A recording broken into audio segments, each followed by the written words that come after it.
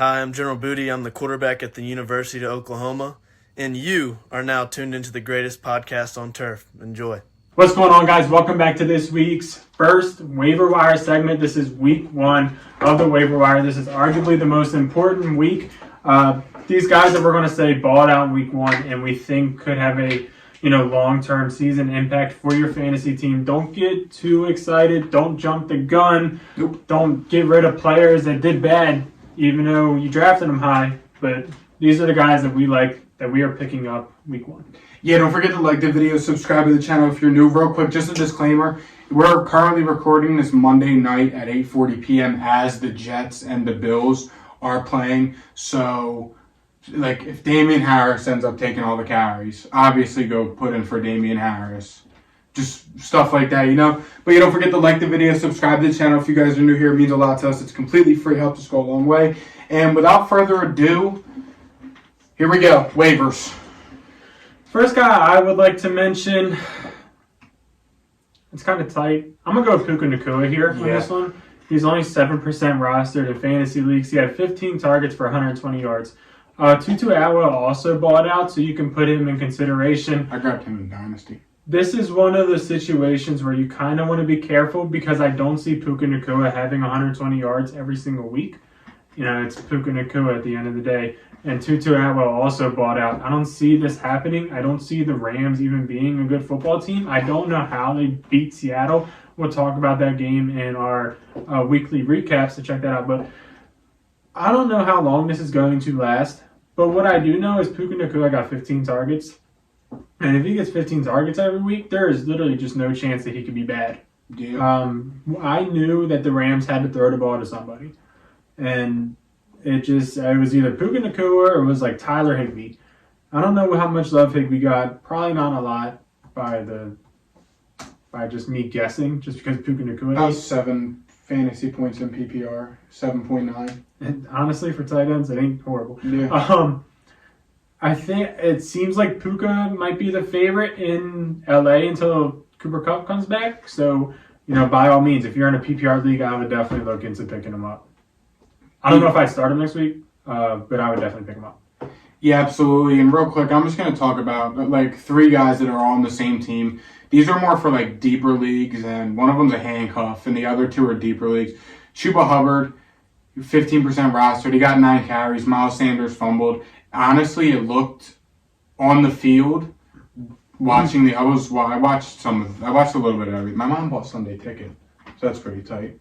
But so I was kind of flipping through all the games. It feels like the Panthers were using all their running backs. I mean, there was one formation where it was Miles Sanders, Chuba Hubbard, and Laviska Shenault all in the backfield with Bryce Young. So, that's just something to watch out for. If you have Miles Sanders fumbled yesterday, so just be on the lookout for that. Terrace Marshall, keep it short and sweet. He's 1% rostered, and he had 6 targets yesterday. Hayden Hurst was more of the favorite, I felt like, especially down the red zone. But Terrace Marshall, someone to watch out for. And Laviska Shenault, he didn't do anything crazy. He's not rostered he's rostered in 0% of leagues, but he was getting carries, he was getting snaps in the backfield, and he was running routes. And that's a sneaky piece for a Doug Peterson-led offense. So just be on the lookout for that, especially if you're in a deep league. 2 more guys in similar situations. Both of their running backs are banged up. Joshua Kelly and Justice Hill / Gus Edwards. I'll start with Joshua Kelly. Austin Eckler banged up his ankle, and it's uncertain if he's going to practice this week. I don't know if he's going to play next week. Joshua Kelly's a guy that has short-term value for your team, and that could be a good thing if you're dealing with injuries, which basically everybody is. If you have J.K. Dobbins, you might want to pick up Justice Hill or Gus Edwards first, but if you have Eckler, you need to absolutely go pick up Joshua Kelly. 100%. Joshua Kelly had 16 carries for 91 yards and a touchdown. He looked pretty good. Granted, there wasn't much defense being played in that game. No. Nonetheless, Justice Hill, on the other hand, didn't look that great. 8 attempts for 9 yards, kind of not good at all, but he had the 2 rushing touchdowns. The Ravens, I would personally go with... It's tough. It's tough. If Justice Hill is going to be the receiving back, it's going to be a committee. They elevated Melvin Gordon. I'm not worried about Melvin Gordon. Mm-mm. Justice Hill is going to be the receiving back, and if they trust him to run the ball at the goal line like they did then he's the one that you want to have. Yeah. If they give it to Gus Edwards inside the 5, then it's probably going to be Gus Edwards. But the Ravens offense, I believe they're trying to move forward to a pass-centric offense the best that they can. They brought in the receivers. They brought in the offensive coordinator. And Justice Hill ultimately fits that scheme way more than Gus Edwards does. Gus Edwards fits the scheme of the pass, and I think what they're trying to implement, Justice Hill might be your guy.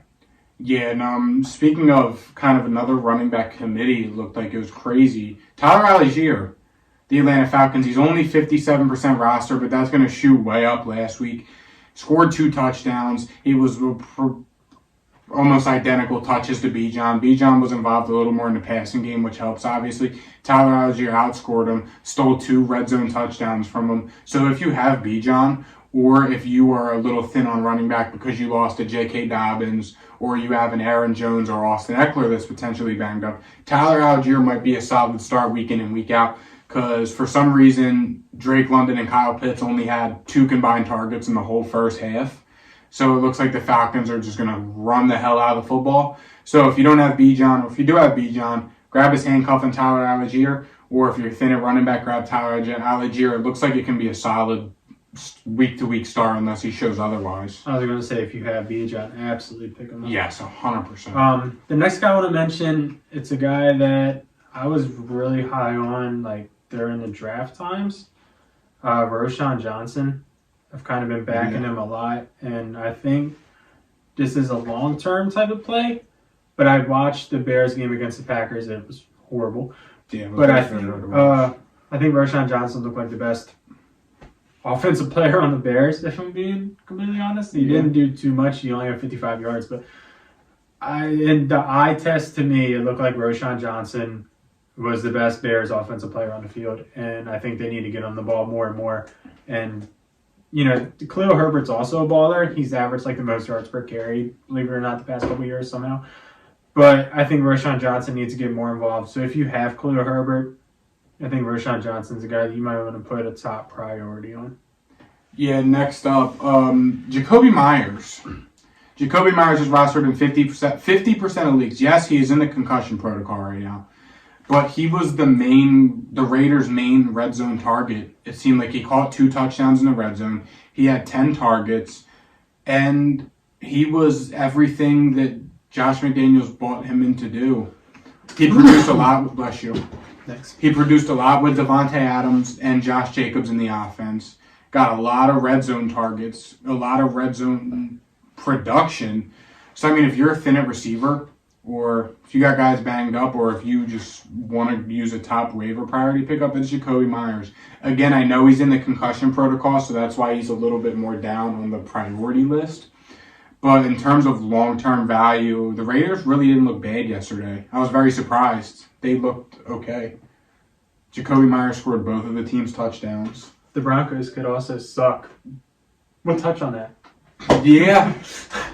But yeah, Jacoby Myers, definitely a higher and upper echelon waiver priority pickup, I feel like. Another guy, just because I've been running through running backs a lot. Kyron Williams. I don't know how much I love it. It seems like the Rams, Sean McVay, somebody in that organization just hates Cam Akers. No, he had 22 rushing attempts. Cam Akers rushed 22 times. He had 29 yards and a touchdown. That was what saved him. Because I had him in fantasy. I'm like, what is going on? And I looked, he had 22 carries. Their line is just so bad. Kyron Williams had 17 touches, 54 yards, 2 touchdowns. Yeah. Most likely it's a situation that you just want to avoid. But if you have Cam Akers, I would say add Kyron Williams. Cam Akers is now my RB2 in 2 leagues with J.K. Dobbins being out. So I'm going to have to get surgical tomorrow. Yeah. I mean, we can talk trade, but... Yeah, no, we need to, because I haven't really talked to you about it. I have like 4 guys now that are kind of like deeper leagues, or just guys to put on your watch list. Do you have anybody else? Okay, I got one more stud. Sam Laporta. Yes. He's 65% owned, so obviously most leagues he's not out there. But I think he bought out for Detroit. I watched the game. I think he did better than the 5 receptions for 39 yards. And I think Detroit... He was on the field a lot, too. He was on the field literally every single play. I think Detroit's going to have to use them. I don't know what... Detroit's really weird. Jahmyr Gibbs looked like their best player on our Best offense player besides on- Amon Ra. Best player on their team in history since Barry Sanders and Andy Bingham and ball. Granted, they're trying to ease him in, and Why? I don't know. Like, he's never played 16 games before. I don't know. They could be, if they're kind of doing that with Sam Laporta and like not drawing no plays for him. Just imagine what could happen with him when he, fully gets involved. I don't know. But Sam Laporta looked good. Pick him up if he's out there. Tight ends suck. Yeah. I drafted Mark Andrews, in 3 out of 4 leagues. So, I mean, but yeah, he's got a lot of upside. The Lions ran a lot of 12 personnel, excuse me. A lot of 12 personnel, a lot of 2 tight end sets. Laporta was running routes on majority of the plays in that formation within the personnel. So, I mean, that's good for him.